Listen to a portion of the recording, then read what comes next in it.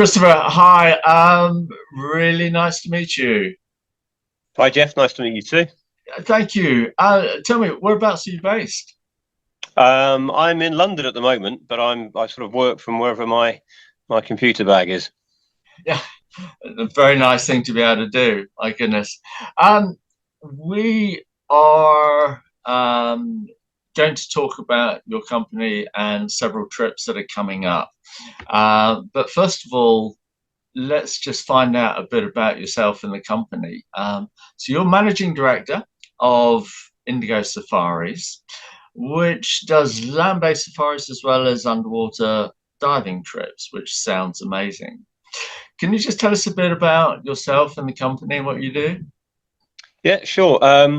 When I started the company in 2009, um, it wasn't anything was actually part of a grand scheme or anything. Prior to having Indigo Safaris, I was living and working in South Africa, writing mostly and doing translations. And I really got into my scuba diving there, and I wanted to write about it for different dive magazines. And they said, "Well, that's great words, but we need some pictures." So I thought, well, can't you just buy some images like the other magazines that I write for do? And apparently they couldn't. So I had to teach myself how to take photographs underwater, which I did. And I started doing a few assignments around Africa for different dive mags. And whilst I was living in South Africa, I also passed a safari guide qualification because I wanted to know more about what I was looking at in my free time. And various things happened around sort of 2008, and I ended up leaving South Africa, moving back to Europe. And whilst I was on dive trips and assignments, I tell people about diving, some of the remoter places that I discovered on the African continent, and about all the wildlife and national parks, and basically ended up organising people's trips, which led me to set up Indigo Safaris in 2009. And I carried on sort of building the portfolio of destinations as I went around the world on assignments for dive magazines. So to begin with, it was just Africa. Africa's always been my first love, but then the destination knowledge grew and our sort of destination portfolio expanded, and now we cover a pretty wide section of the world. What a fantastic job you have. My goodness. Tell me, do you work on your own or do you have a team? So we've grown quite well. Pandemic saw us sort of shrink down to 3 people. But since then, we've got up to 5 full time, got another one starting at the beginning of May. And then we have a few people who work part time for us in different countries. In 2010, I went out to Papua New Guinea to do an assignment there. And I was as interested in some of the land tour cultural aspects of the destination as much as the diving. And the diving is absolutely world class, and I go back there every year. But it led me to set up a sort of side shoot of Indigo Safaris, which is a brand called Best of PNG or Best of Papua New Guinea. And now I have 2 guys working for me in Papua New Guinea, one in the highlands and one up north in the jungle, leading land tours for our clients as well. So yeah, it's all grown quite nicely. I'm just looking at your website. Some fabulous locations and images you have on there. But there's one thing that did catch my mind or my eyes. I'm just going to read from it. Indigo Safaris is a socially and environmentally conscious company. We are involved in wildlife conservation, marine conservation, human development, business development, educational and humanitarian projects around the globe, giving back around 30% of our net profits to a range of organizations and sponsorship programs. I mean, that is a fantastic thing for anybody to be able to say, any company especially. So what made you environmentally aware and built that into your company? God, when did that start? I don't know. It started a long time ago, but I think I don't know why, but one of the things that I remember early on in my sort of diver life was when I started doing baited shark dives in South Africa. And I remember that was a moment I really started looking into the perils that we are putting the marine world under, and started looking into that. I'd always been interested in African wildlife conservation and how human development or development of the populations and the civilizations and cultures that live around the key sort of wildlife hotspots is absolutely essential in order to maintain healthy wildlife in those areas, because the two have to live side by side. So I've been involved in that for quite a long time, from a terrestrial point of view, and on a from a marine point of view from about 2007. And there's lots of stuff that we're involved in. I was in South Africa and Mozambique visiting suppliers last month, and we've taken on the salary of a teacher in a sort of kindergarten creche in a remote area close to the border with Mozambique in South Africa, and I think we'll be building another classroom there by the end of the year. But it's one of the many projects that I end up getting involved in. There's a list of the different projects we're involved in on the website on our giving back page, which is more or less up to date. I can only say well done. I think that's it. It's amazing things that you're doing. Tell me, your customers that come on your trips,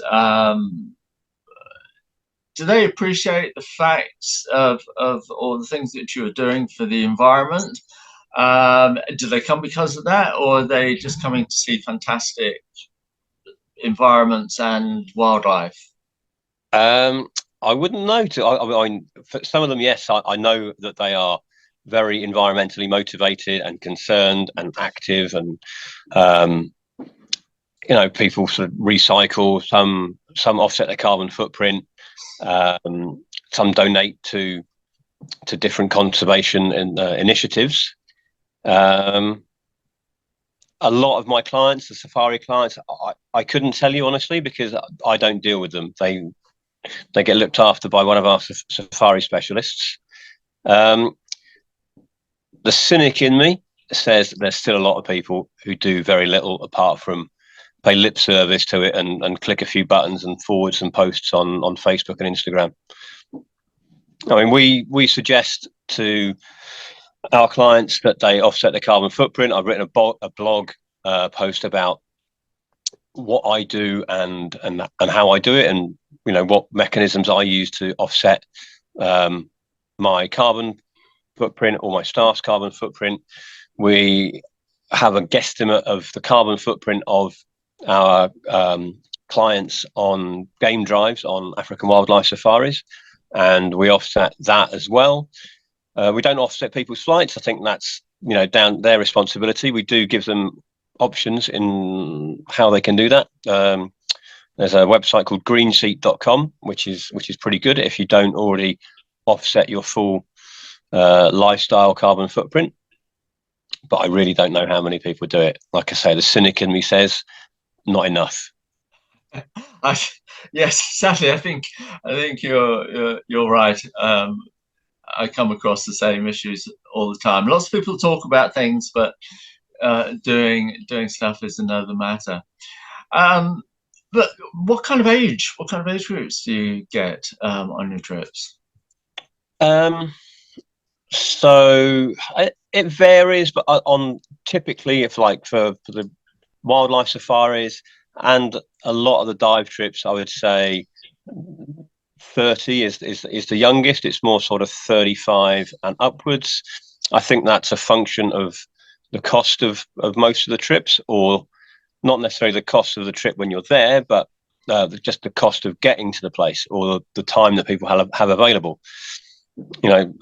Especially post or since the beginning of the Ukraine war and energy crisis, flights pretty much anywhere are pretty expensive, or for destinations that we work with. So, 35 up to, I think, about 78 is the oldest client I've had on a trip. Excellent. I'm glad to see the old people are still hanging in there. It's an interesting one. Sorry. On some of the trips. Yeah. I remember a couple of years ago on a Papua New Guinea trip, I do a land tour there for a week, and the average age of that trip was about 72. Fantastic. Lovely. Tell me, on the diving side, is there a minimum qualification that divers need before they can join your trips? On the trips that I lead, if it's a scuba diving trip, I would say advanced open water. It depends where it is. There are some places that are suitable for open water divers. Others, even like trips that we've done to reasonably shallow dive sites like the Bahamas, when you're diving with large sharks, it's a pretty good idea to have very good buoyancy control and awareness of where you are in the water. So, like, typically, we would request a minimum 50 dives and advanced open water. But I've just come back from 2 weeks in St Helena, and we had some open water divers on that trip that had a dozen dives, and they were absolutely fine. And we set up trips, not ones that I lead, but sort of tailor-made trips for clients to go to places to learn to dive. Oh, that's great. Yeah, that's good news. And some of the trips that we do, like to Dominica, I do 5 weeks a year now, and those are snorkel-only trips. We snorkel with sperm whales. We don't scuba dive with them. Fantastic, lovely. I was just thinking, and again, looking at all the things that you do. I mean, during my own career, I've filmed for TV in pretty well most environments, deserts, mountains, forests, whatever. But I always get drawn back to the sea. It's my overriding passion. Do you have out of all the things that you've done and the places you go, do you have a favorite type of environment? I know it's a tricky question, but I don't know. It's like, what's your favourite bottle of wine? Depends what I'm eating, I guess, and what the weather's like. But I mean, there are two things that I do, or two destinations that I go to every year. One is Dominica for the sperm whales, and also done several humpback whale trips. Humpbacks are cool. I'm opening a can of worms here, I think, but nothing. From a cetacean point of view, nothing beats being in the water with a sperm whale. Not because it's the world's largest predator; they only eat squid. So there's no like adrenaline rush. We're never in any sort of danger with them. But they're just so big, and there is, for me, some kind of cognizance that goes on. There's definitely intelligence, but there's like an interaction when they look at you.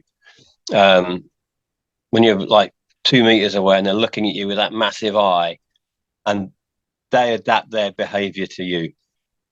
Sometimes I stop and play, sometimes they're not interested, they're in feeding mode, so they're not going to hang around, but they are amazing. And I love the island as well and the people that are there. And then Papua New Guinea I do every year, a dive trip and then a couple of land tours, because underwater the word pristine gets used so many times and written so many times, most of the time erroneously. But the reefs of Papua New Guinea, we're diving in 4 different bodies of water. I've not seen any coral bleaching there yet, because I think the reefs are just used to the extra warm water. In terms of diversity, it's, the heart of the coral triangle, species diversity there is amazing. I've discovered shrimps and squat lobsters and a hairy octopus that have not been described by science.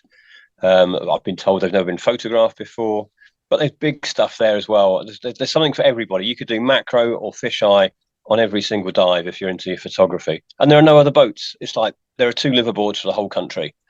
Sort Wow. of six dive resorts for 4 bodies of water.